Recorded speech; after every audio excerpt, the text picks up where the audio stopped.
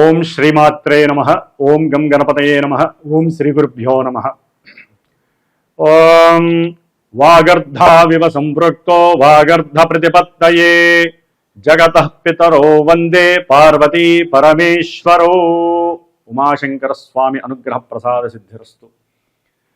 వీక్షిస్తున్నటువంటి ప్రేక్షకులందరికీ కూడా డిసెంబర్ మాస ఫలితాలు ఏ విధంగా ఉన్నాయి అంటే, ముఖ్యంగా ఈ డిసెంబర్ మాసము మొత్తము కూడా హేమంత ఋతువు మార్పిడి జరగటము, అట్లాగే జాతకంలో మేషాది మీనరాశి పర్యంతము కూడా కొన్ని గ్రహాలు రుజుమార్గంలోకి ప్రయాణం చేయటం, కొన్ని గ్రహాలు తమ యొక్క స్థితిని మార్చుకోవటం, మరికొన్ని గ్రహాలు వక్రగతిలోకి వెళ్ళటం.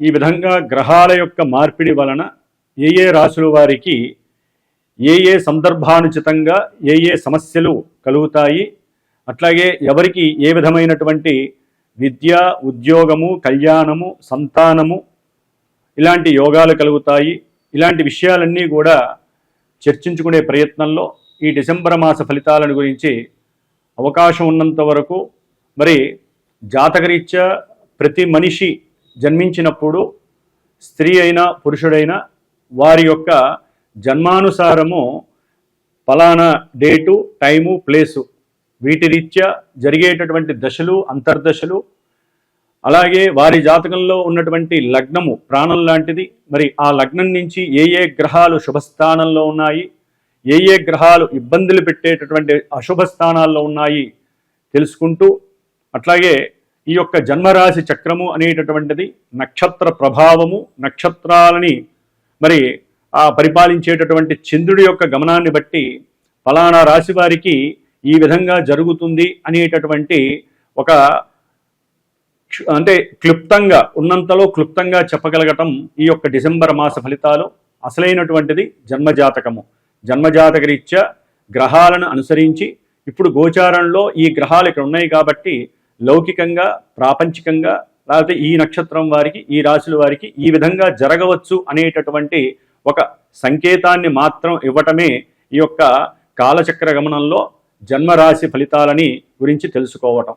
ఓం శ్రీమాత్రే నమః. మీనరాశిలో ముఖ్యంగా ఉన్నటువంటి నక్షత్రాలను పరిశీలించినట్లయితే పూర్వాభాద్ర నక్షత్రము 4వ పాదము, ఉత్తరాభాద్ర నక్షత్రము 1, 2, 3, 4 పాదాలు, అట్లాగే రేవతి నక్షత్రము 1, 2, 3, 4 పాదాలు. ఈ 9 నక్షత్ర పాదాలు మరియు మీనరాశి ఈ రాశి వారికి డిసెంబర్ నెల మొత్తము 1వ తేదీ నుంచి కూడా ఉన్న కాలచక్రంలో ఉన్నటువంటి గ్రహ గమనాలను కనుక పరిశీలించినట్లయితే జన్మరాశిలో ఉన్నటువంటి ఏలినాడి శని ప్రభావము, జన్మరాశికి 12వ స్థానంలో ఉన్నటువంటి రాహుగ్రహ వైపరీత్య ప్రభావము, అట్లాగే 6వ స్థానంలో ఉన్నటువంటి కేతువు యొక్క అనుకూల ప్రభావము, చతుర్థంలో వక్రీగత గురుని యొక్క ప్రభావము, అట్లాగే భాగ్యస్థానంలో ఉన్నటువంటి శుక్రుడి యొక్క అనుకూలత, బుధుడి యొక్క ప్రతికూలత, డిసెంబర్ 7 వరకు కూడా కుజుని యొక్క ప్రతికూలత, రవి యొక్క ప్రతికూలత, డిసెంబర్ 7 తర్వాత 10వ స్థానంలోకి కుజుడి యొక్క రాశి మార్పు, అట్లాగే 16 తర్వాత ఈ మీనరాశి వారికి రవి యొక్క మార్పు అత్యంత అనుకూలత్వం అని కూడా చెప్పుకోవచ్చు.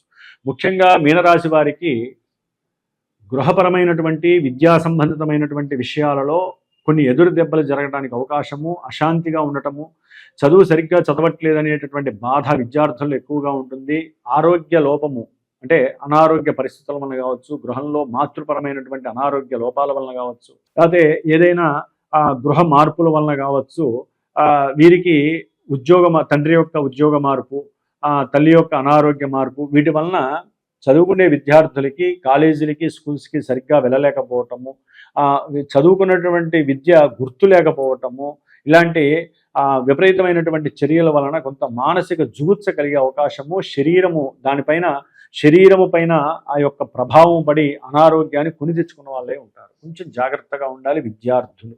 అట్లాగే ఏదైనా గృహ కట్టడాలు కానీ, ఏదైనా భూమి విషయాలలో కానీ బంధుమిత్రాదులతో కావచ్చు, కొంతగా పరిచయమైన వాళ్ళు కావచ్చు, ఉద్యోగ ధర్మంలో ఉన్నటువంటి వాళ్ళు కావచ్చు, విదేశాల ద్వారా ఎవరైనా ఆపరేటింగ్ సిస్టమ్ ద్వారా, ఈ సెల్ ఫోన్స్ ద్వారా ఏదైనా మీ ధనాన్ని పెట్టండి, మీకు ఇంత డబ్బు వస్తుంది, లేకపోతే మీ యొక్క గృహము లేకపోతే మీకు భూమి లభిస్తుంది, ఇలాంటి వ్యవహారాలు ఎన్నో చెప్తూ ఉంటారు. తొందరపడి నమ్మకండి. అవన్నీ ఫ్రాడ్ కాల్స్గా మీరు భావించండి. లేకపోతే లేనిపోని ఆకస్మిక ధన నష్టాలు మీకు ఎదురయ్యే అవకాశాలు ఉంటాయి. అట్లాగే ఈ యొక్క రాహు 12లో ఉండడం ద్వారా సొంత నక్షత్రంలో ఉంటున్నాడు. ఇప్పుడు ప్రజెంట్ రాహు సొంత నక్షత్రంలోకి వస్తున్నాడు. దాని ద్వారా అనారోగ్య బాధలు, అట్లాగే ఏదైనా ప్రమోషన్స్, ఉద్యోగంలో ప్రమోషన్స్ వస్తాయనుకుంటే అవి కూడా నిరుత్సాహానికి గురి చేస్తాయి.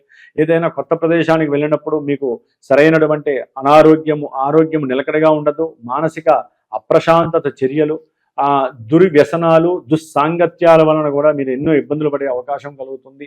బుద్ధి విహీనత్వము, జ్ఞానలోపత్వం వలన మీ చేతుల దాకా వచ్చినటువంటి కొన్ని ఆర్థిక, ఉద్యోగ, వృత్తిపరమైనటువంటి విషయాల్లో మీరు కొన్ని ఇబ్బందులు ఎదుర్కొనే పరిస్థితులు, ముఖ్యంగా ఏలినాటి శని ప్రభావము. ఈయన మీ సొంత ఇంట్లో ఉండి ఇప్పుడు సొంత ఇంట్లో రుజుమార్గంలో ప్రయాణం చేస్తున్నారు. దాని ద్వారా ఉద్యోగ విషయాల్లో కొన్ని మార్పులు చేర్పులు, సొంత ఊర్లో కావచ్చు, లేకపోతే వేరే ఈ దేశంలో కొత్త ప్రదేశాలకి మిమ్మల్ని తర్జుమా చేయొచ్చు. ఉద్యోగ విషయంలో అనారోగ్య లోపం మిమ్మల్ని బాగా పీడిస్తుంది. ఏలినాడి శని ప్రభావం పూర్వజన్మ కర్మ దుష్కృతాలన్నీ మిమ్మల్ని మీ కళ్ళ ముందు ప్రదర్శితం చేస్తూ ఉంటుంది. కాబట్టి ఈ యొక్క శని దోష పరిహారార్థమై శని వలన మీకు పాదపరంగా బాధలు వస్తాయి. ఆ పాదాలలో వేళ్ల మధ్యలో ఎన్నో రకాలైనటువంటి జల సంబంధిత సమస్యలు కావచ్చు, మిమ్మల్ని చాలా చాలా ఆర్థికంగా కొంగదీసే పరిస్థితులు కలుగుతున్నాయని చెప్పుకోవచ్చు. ప్రతిదీ నిరుత్సాహమే. వెనక చేసినటువంటి పాపపుణ్యాలు లెక్కేస్తారు. వెనక ఎవరికన్నా ఏదన్నా పెట్టింది లెక్కలేసి మానసికంగా అప్రశాంతతకు గురవుతారు. కాబట్టి ఇలాంటి వ్యవహారాలు మీకు వచ్చినప్పుడు విషయాలు అవన్నీ గతించిపోయిన రోజులు కాబట్టి వదిలించేయండి. Past is past. ఇప్పుడు ప్రజెంట్ ఉంది, ఫ్యూచర్లో నేను ఎలా ఉండాలనే ఆలోచన మాత్రమే స్వీకరించండి. లేకపోతే చేస్తున్న ఉద్యోగము పోతుంది, వ్యాపారాల్లో నష్టాలు కలుగుతాయి, మీకు అనుకున్న వాళ్ళు కూడా దుర్మార్గులయ్యేటటువంటి మానసిక ఆలోచనలు కలుగుతాయి. అందరికీ దూరంగా బతకాలి, కుటుంబానికి వెలేసినట్టుగా ఉంటారు, కుటుంబంలో ధనము సరిపడక నానా విధమైనటువంటి అప్పులు చేయాల్సి వస్తుంది.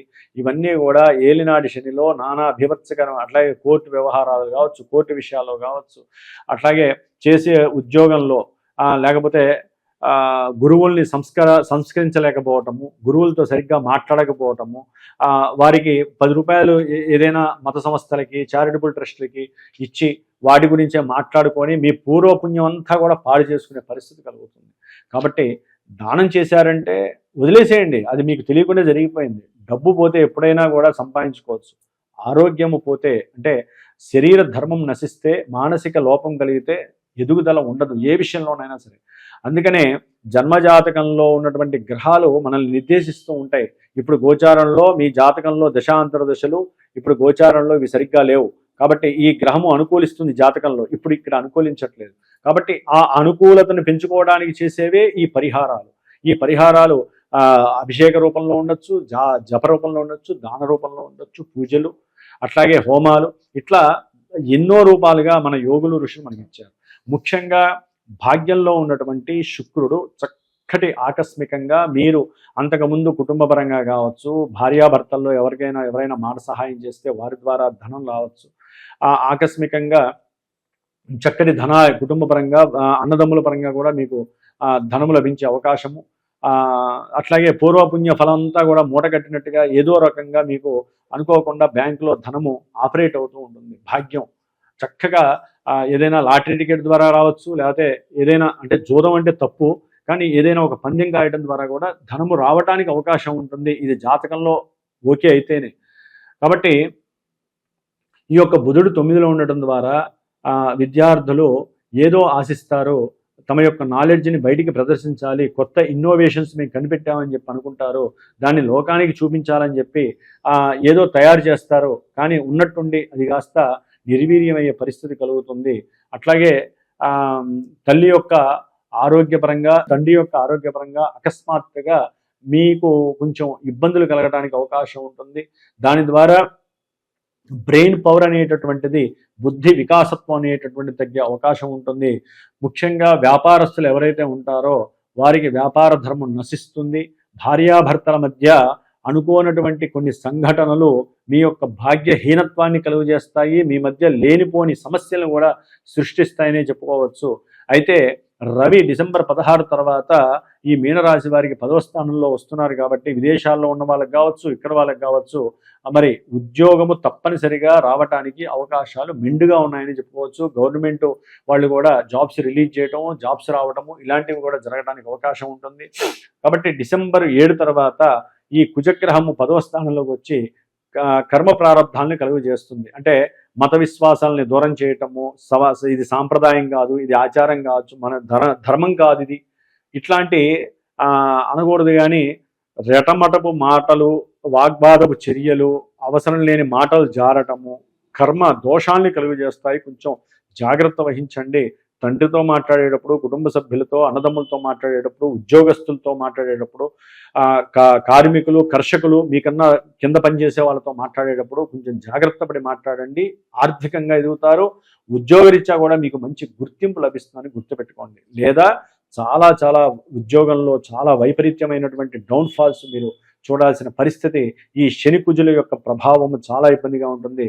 కాబట్టి జన్మజాతక పర్యవేక్షణ ద్వారా మీ జాతకంలో నడుస్తున్నటువంటి దశాంతర దశలు ఏంటి, మీకు ఇప్పుడు ప్రజెంట్ గోచారము జాతకానికి అన్వయిస్తుందా లేదా, దాని పరంగా మీరు ఏ పూజలు చేసుకోవాలి, హోమాలు చేసుకోవాలి, అభిషేకాలు చేసుకుంటే మేము సర్వైవ్ అవుతాం అనేటటువంటి విషయాల్ని మీరు జాతకరీత్యంగా క్షుణ్ణంగా పరిశీలించుకోండి. మీనరాశి వారు ముఖ్యంగా హనుమంతుడికి సంబంధించిన ఏ పూజలోనైనా పార్టిసిపేట్ చేయండి. తమలపాకుతో అర్చన చేయండి.